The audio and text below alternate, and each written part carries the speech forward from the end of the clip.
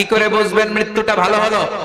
এক নাম্বার আলামত আন-নুতকু বিশ-শাহাদা, মরার আগে আওয়াজ করে জিকির করে কেউ যদি পড়তে পারে লা ইলাহা ইল্লাল্লাহু মুহাম্মাদুর রাসূলুল্লাহ সাল্লাল্লাহু, এটা হচ্ছে আলামাতু হুসনিল খাতিমা। আপনার মৃত্যুটা যে ভালো মৃত্যু হয়েছে এটার আলামত। কি মৃত্যু? সবাই বলেন ভালো মৃত্যু আমরা চাই কি চাই না? ভালো মৃত্যুর এক নাম্বার আলামত কালিমা পড়ে যদি মরতে পারে। বিশ্বনবী বলেন মান কানা আখিরু কালামিহি লা ইলাহা ইল্লাল্লাহ, যে ব্যক্তির সর্বশেষ কথাটা হবে, বাক্যটা হবে লা ইলাহা ইল্লাল্লাহ, দাখালাল জান্নাহ, সে জান্নাতি হয়ে যাবে। সুবহানাল্লাহ পড়েন। এরপরে বিশ্বনবী বললেন আল মুমিনু ইয়ামুতু বিজাবি ইরকিল জাবিন, মুমিন যখন মারা যায় তার কপাল ঘেমে যায়। সুবহানাল্লাহ পড়েন। হাত ঘামে না, পা ঘামে না, মুমিনের কপাল ঘামে। সুবহানাল্লাহ। এজন্য কেউ মারা গেলে কপালের মধ্যে হাত দিবেন, দেখবেন ওই ঘামের মধ্যে একটা জান্নাতি ঘ্রাণ আছে। সুবহানাল্লাহ। আল্লাহ, আমরা যখন মরে যাব আমাদের কপালটা যেন এরকম ঘেমে যায়। আমিন পড়েন আর জোরে আমিন।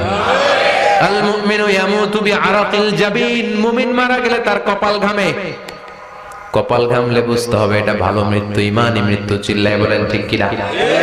এরপরে বিশ্বনবী বললেন ফি লাইলাতিল জুমআ, জুমার রাতে যদি মরে, আও ফি শাহরি রমাদান, কিংবা রমজান মাসে যদি মরে, আও ফি সাফারিল হজ, কিংবা হজের সফরে যদি মরে। বাংলার জমিন থেকে অনেক হাজিরা হজ করতে যায়, অনেকে ওই আরাফাতের ময়দানেও মারা যায়, এরকম হাজি আছে না নাই? খুশনসিব, এটা খুশনসিব। আলহামদুলিল্লাহ পড়েন।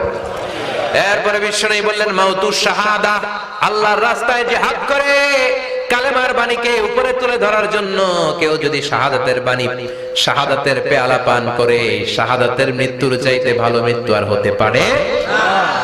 শাহাদাতের মৃত্যুর চাইতে শ্রেষ্ঠ মৃত্যু আছে নাকি? কথা বলেন। আমরা শহীদ হতে চাই কি চাই না? আমাকে শহীদ করে ওই মিছিলে শামিল করে নিও, আমাকে শহীদ করে সেই মিছিলে শামিল করে নিও, যে মিছিলের নেতা মীর হামজা, খোবায়েবে খাব্বাব, আল্লাহর কাছে তারা অতি প্রিয়, শামিল করে নিও, আমাকে শহীদ করে সেই মিছিলে শামিল করে নিও। পড়েন আমিন। শাহাদাতের তামান্না যেই মুমিনের অন্তর নাই, অন্তরের ভেতরে নাই, ওই লোক কি মুমিন হতে পারে নাকি?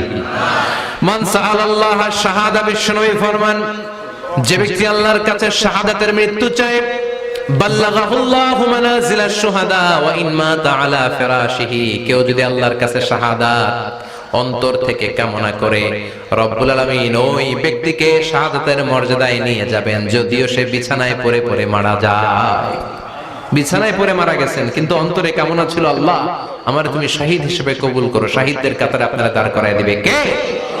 ওমরে ফারুক বলতেন আল্লাহুম্মা রযুকনা শাহাদাতান ফি সাবিলিক, ও আল্লাহ আপনি আমারে আপনার রাস্তায় শহীদ হিসেবে কবুল করেন।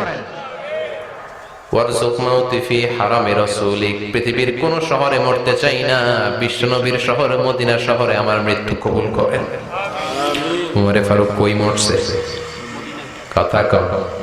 ফজরের জামাতে ইমামতি করতে গিয়েছেন, মাওলাল মুগীরা আবু লুলু আল মাজুসি, মাওলাল মুগীরার আঘাতে অ্যাসাসিনেটেড বাই মুগীরা, স্টেপিং করেছে এখানে, তিনটা আঘাত করেছে, একটা এখানে, একটা পাজরে, একটা নাভির মধ্যে, নাভি কেটে দুই ভাগ। ওনাকে খাবার দেয়া হলো নাবিজ, দুধ মাখানো নাবিজ, ওই নাবিজের দুধ নাভি দিয়ে বের হয়ে যায়। উনি বললেন কে মেরেছে আমাকে? বলল অগ্নি উপাসক। শুকরিয়া করে বললেন আল্লাহ আমারে কোনো মুসলিম মারে নাই, কোনো মুমিন মারে নাই।